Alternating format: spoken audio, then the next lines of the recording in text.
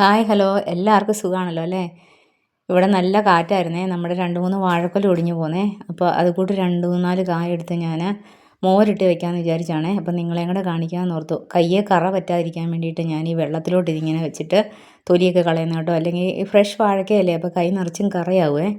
അത് ഇതുപോലെ തൊലിയൊക്കെ കളഞ്ഞ് വെച്ച് നടുവേന്നും 3ആയിട്ട് കീറി വെച്ച് ഇതുപോലെ ചെരിച്ച് മുറിച്ച് എടുക്കണേ. ഞാൻ എങ്ങനെയാണ് ചെയ്യുന്നത്. പിന്നെ കരിയാപ്പില, കാന്താരിമുളക്, മഞ്ഞൾപ്പൊടി, വെളുത്തുള്ളി, ഉപ്പ് ഇത്രയും സാധനം ഇട്ട് നമ്മൾ കുക്കറിലൊന്ന് വിസിലടുപ്പിച്ചെടുക്കുക ചെയ്യുന്നത് കേട്ടോ. ഈ വാഴയ്ക്കായേ ഈ വാഴയ്ക്കകത്തോട്ടങ്ങ് ഇട്ടാൽ മതി. പിന്നെ ആവശ്യത്തിന് ഒരു ഇച്ചിരി വെള്ളം ഒഴിച്ചേക്കണേ.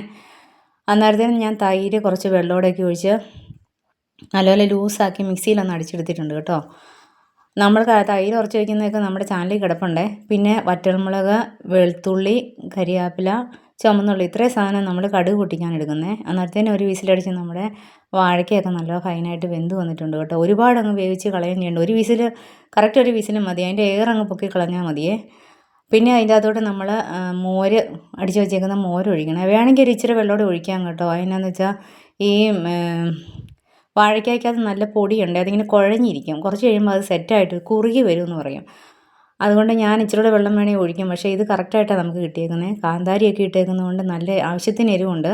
അതുകൊണ്ട് ഇനി ഞാൻ വേറെ മുളകൊന്നും ചേർക്കുന്നില്ല. ആ കടുക് പൊട്ടിക്കുമ്പോൾ ഉള്ളതുള്ളേ. നമുക്ക് ഉപ്പിൻ്റെ പോരായ്മ ഉണ്ടായിരുന്നേ, അതുകൊണ്ട് ഉപ്പ് ചേർത്തു. പിന്നെ ഞാനൊരു ഇച്ചിരി മഞ്ഞൾപ്പൊടിയും കൂടി ചേർത്തേ. ഇനി നമുക്ക് കടുക് പൊട്ടിക്കാം കേട്ടോ. എണ്ണയൊക്കെ ചൂടായി കഴിയുമ്പോൾ കടുക് ഉലുവായും പൊട്ടിച്ചെടുക്കണേ.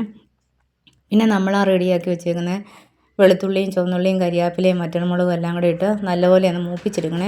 പക്ഷേ ആ വെളുത്തുള്ളി ഒരുപാട് അങ്ങ് ബ്രൗൺ കളർ ആകണ്ട കേട്ടോ. അതിന് മുമ്പേ നമ്മളതെടുത്ത് നമ്മൾ റെഡിയാക്കി വെച്ചേക്കുന്ന മോരിലോട്ട് ഒഴിച്ചത്. മോര് പിന്നെ ഞാൻ തിളപ്പിക്കത്തില്ല കേട്ടോ. നമ്മൾ മോര് ഒഴിച്ച് കഴിഞ്ഞ് പച്ചമോര് ഒഴിച്ച് കഴിയുമ്പോൾ അതൊന്ന് പതുക്കെ ഒന്ന് തിള വന്ന് തുടങ്ങത്തേ ഉള്ളൂ. തിളപ്പിച്ചങ്ങ് ഒത്തിരി അങ്ങ് തിളപ്പിച്ചെടുക്കത്തില്ലേ. എന്നിട്ട് പിന്നെ നമ്മൾ അതിൻ്റെ അകത്തോട്ട് നമ്മൾ വറുത്തെടുത്തതും കൂടെ കൂടി കടുക് പൊട്ടിച്ചും കൂടെ കൂടി അങ്ങോട്ട് ഒഴിക്കത്തേ ഉള്ളൂ. ഇപ്പം നമ്മുടെ മോര് കറി റെഡിയായി കേട്ടോ. ഇത്രയും പരിപാടിയേ ഉള്ളൂ.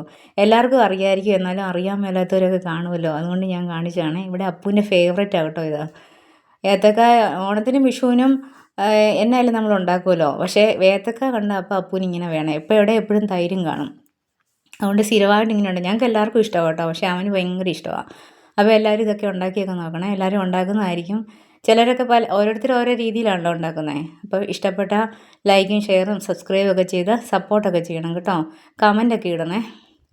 പിന്നെ ഈ വറ്റൽമുളക് ഇടുന്ന കേട്ടോ നല്ലത്. എന്നാന്ന് പറഞ്ഞാൽ ഈ വറ്റൽമുളക് തിന്നാൻ ഒരു പ്രത്യേക ടേസ്റ്റാണേ. അപ്പം നമുക്ക് നാളെ കാണാം കേട്ടോ. ബൈ.